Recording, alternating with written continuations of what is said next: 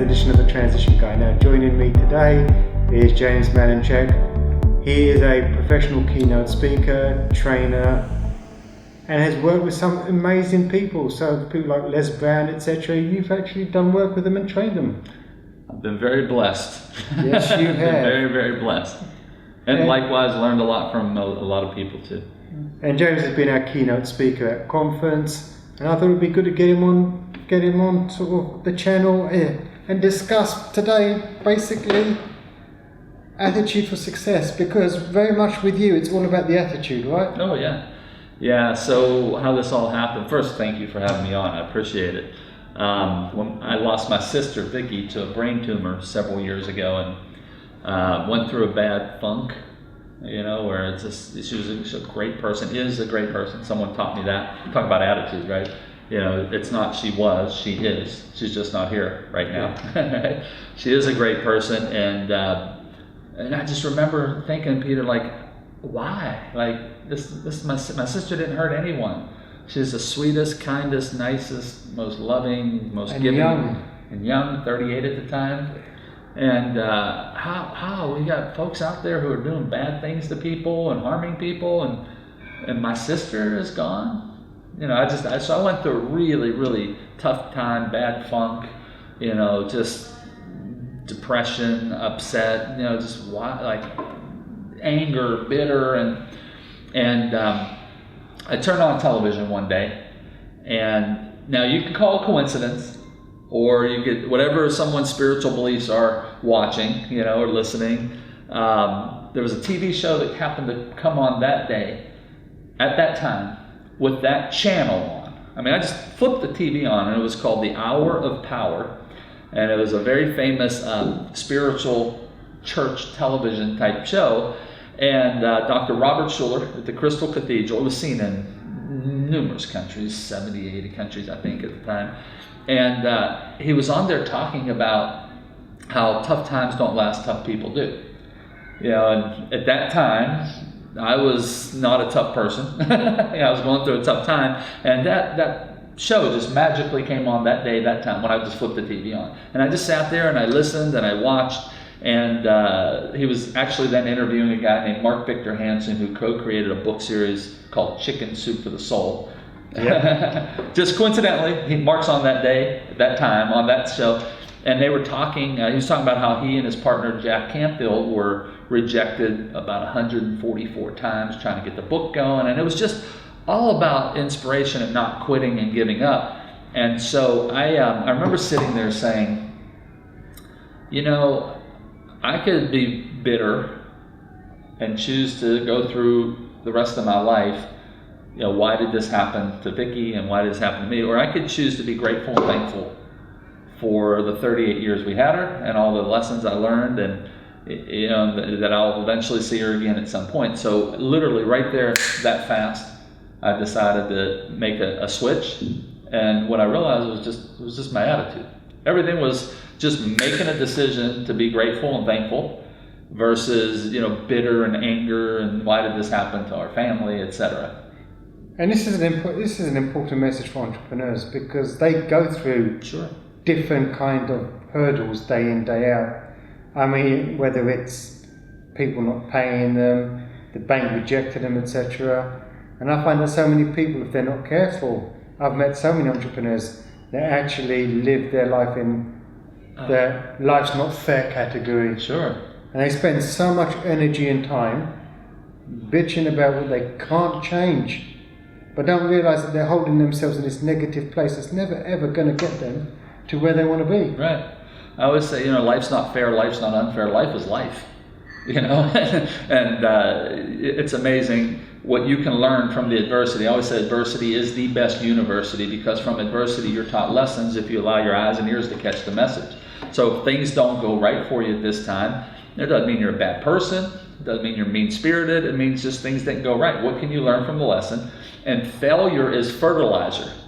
Absolutely. Failure fertilizes you to grow, to be more, do more, achieve more, to start to work together, struggle together, achieve together with your business colleagues, with your clients, with the bank, with the people who believe in you, and so it's we always think we live in, I love what you said, we live in that, we choose, there's the key word, to live in that state, that place. And that's all based on your attitude. And I just, people say all the time, are you always this happy and positive? I'm like, no, of course not. But I can switch it that fast. And here's, call it pie in the sky thinking, if you will, but I wake up every day, and when I wake up and I'm breathing, I'm like, all right, nothing else matters. There's no problem too big, right? Because there are people every day, I always say this, there are people all over the world who today did not wake up. They did not have that privilege and blessing to open their eyes and do that. And so when I wake up in the morning, I think, oh my gosh, it's going to be a great day. I woke up because my sister didn't wake up today. That is true.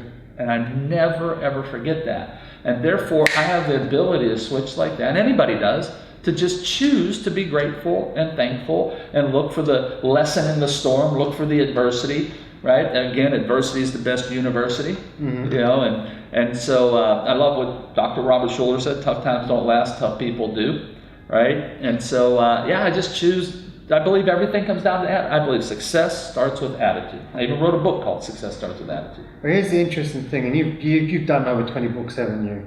I think I'm up to 21 now, if I remember. Yeah, 20, I think it's 21. We're finishing the 21st one. So, which is great. It's like having 21 kids. You can't leave the 21st one out. You got to. So they're 21 now. Not everyone can make that switch. And that is the challenge. A lot of people that will be sort of tuning in, they're hearing the message. Sure. Oh, it's easy for this guy. It's easy for Peter. And you know what? And I probably was there at one stage where I was saying the same bullshit as well. Yeah. It's easy for everyone else, not myself. What advice would you give these people that, you know what? They're thinking those thoughts. And they're just thinking, well, I just can't, for whatever reason, flip that switch. You know, first of all, it's normal to think that way and feel that way because we were never taught this in school, or like family never, parents never taught them. They didn't know. My parents didn't know. No one teaches us how to do this, right? No, they probably teach us the opposite, actually. Yeah. Without realizing it. Yeah. So here's what I do believe, that anybody watching or listening, you can switch it that fast because you've switched a light switch on and off that fast. And it's as fast as saying, you know what, I'm going to be thankful and grateful. Think about it. It's a simple choice. If you want to go through every day, every week, every month, whine and moan and complain and living in a state of bitterness, or do you want to go through your life every day, every week, every month, living in a state of gratefulness, being thankful for what you have, building great relations? It's a decision. And by the way, deciding to not flip the switch and be grateful, you've made a decision to live in that state. Absolutely. Of negativity. So people think like, well, I can't switch to be grateful and thankful and have a great attitude. Well, by not doing it, you made a decision to be negative. And you know what really makes me laugh? I mean, the British are great at this. They look at the Americans and they say, oh, they're always so happy and clappy, blah, blah, blah, moan. But what's the alternative? To be bitter and sad? There's only two choices. There are only two choices. You're either going to be happy, positive, and grateful and thankful, or you're going to be sad, whining, moaning, complaining, why me? That's it. There's no other choice on the planet. Which one will you decide to be? Okay, so how could you have someone that goes through a horrific, you can have two people go through horrific experiences, right? Yep. Now let's take bankruptcy, entrepreneur, right? Which has been very prevalent, and actually with Brexit coming up and everything, there is a chance it's going to happen again. You have an entrepreneur that goes belly up, bankruptcy, closes the shop, and for the next 20 years lives in that state. Yep. Oh, I can't believe it. It keeps telling that old story. And then you have the same person goes through the same thing, goes out and starts a whole brand new business, becomes a multi-millionaire. What's the difference? It all started with a choice. Yeah. You can say, well, the other one was lucky, or the other one had better finances. But the first one made a choice to tell that old beat-up story again and again. Change your story. The other person said, all right, well, that's fertilizer. What can I learn from it? I'm not going to quit. I'm going to go do another one. I'm going to come back better. tell me how it's different than just this to that. It's a decision. But it's a decision, and people have got to learn to make the right decision. And remember, not making a decision is making a decision. Yeah. And that is so true. Now, out of your 21 books that you've now published, if somebody really wants to go deeper on making that decision, which resource do they go to? All of them.